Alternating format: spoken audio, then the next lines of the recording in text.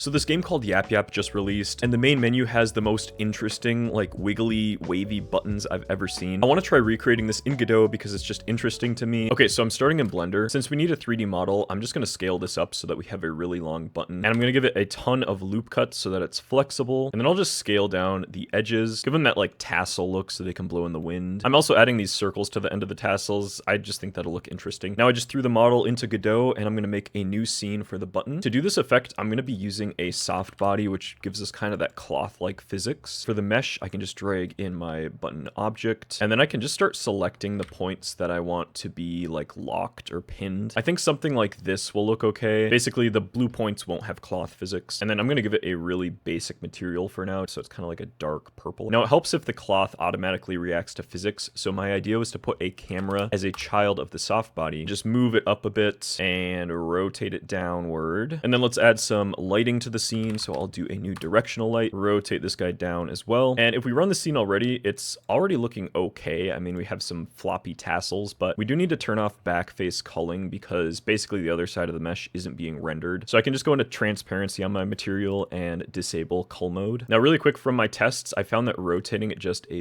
bit like this gave slightly better results just because of the direction the gravity is applied. But the first thing I'm going to do is add a script to my soft body. And in the physics process, every frame I could just apply a central force to the body, and that should make it blow in the wind and get that look that we're going for. Apply central force, and I'm going to export the force direction so that we can make this a bit easier for ourselves later. And I might add some variations, but we'll see how it looks with a constant force for now. So because we want to push these tassels down, I've set the Y to negative 30,000, which is super high, but you can see we're kind of getting that back and forth waving motion, which I obviously don't want. So I'm going to introduce some randomization. If I multiply the force direction by a new vector 3, my x could be a rand f range from -1 to 1. And I also want to do that for the z axis, but for the y axis, and I know my coding format is horrendous here, the y will be a range from 0 to 1. That way we're always pushing down on the button, but the x or z coordinates, which is more like panning, can go kind of any direction. And now if we specify the strength of the x and y, we get a little bit more of what we're looking for. So I did 10,000 on each axis, and it is waving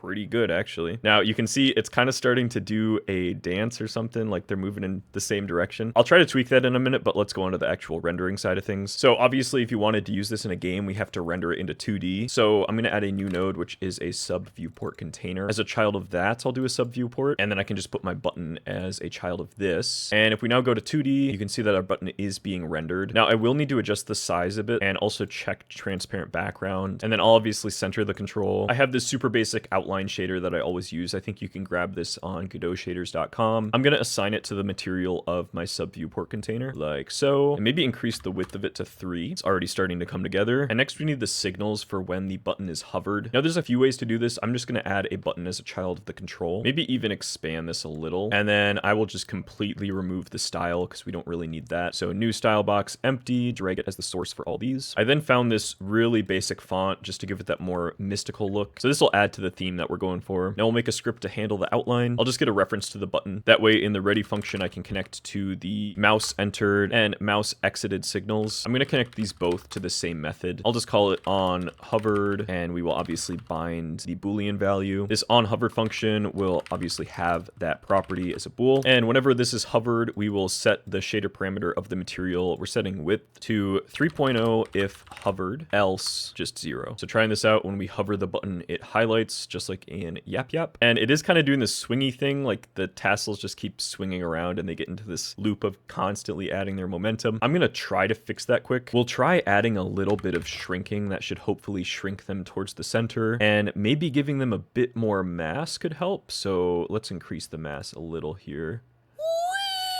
Okay, I can't tell if that helped, but it might have done something. It does still look pretty cool. I mean, I want to adjust the color a bit, and I'm going to honestly just do this the lazy way. We'll do a new world environment with the canvas mode selected, and in adjustments, I'll just increase the contrast and the saturation. And I think we're left with a pretty good looking button. Now, it is a little wiggly, and it's kind of just going in circles right now, but you can obviously tweak the values and customize it a bunch. If you want to play around with this project, I will make all the files completely accessible for all channel supporters. So if you're on YouTube members or on Patreon, you can download the files straight from the Discord. So I hope you enjoyed watching this as well. Again, this is obviously inspired from the game YapYap, which released like a couple weeks ago. So definitely do check them out. I want to give a quick shout out to all the channel supporters, and exclusive shout outs go to Delverax, Pixies Game Dev, Silicon Spoon Games, Jar Larks, and also Randall Lassini. Thank you guys so much for your continued support. It definitely helps the channel out a ton. With that, I hope you enjoyed the video, or at least got inspired to make something interesting like this in Godot. Godot is such a cool engine, and it's always fun to see what things you can make with it, even if it looks a bit odd at times. This is kind of messing up, but I hope you have a great week, and I will see you guys in the next one. Bye.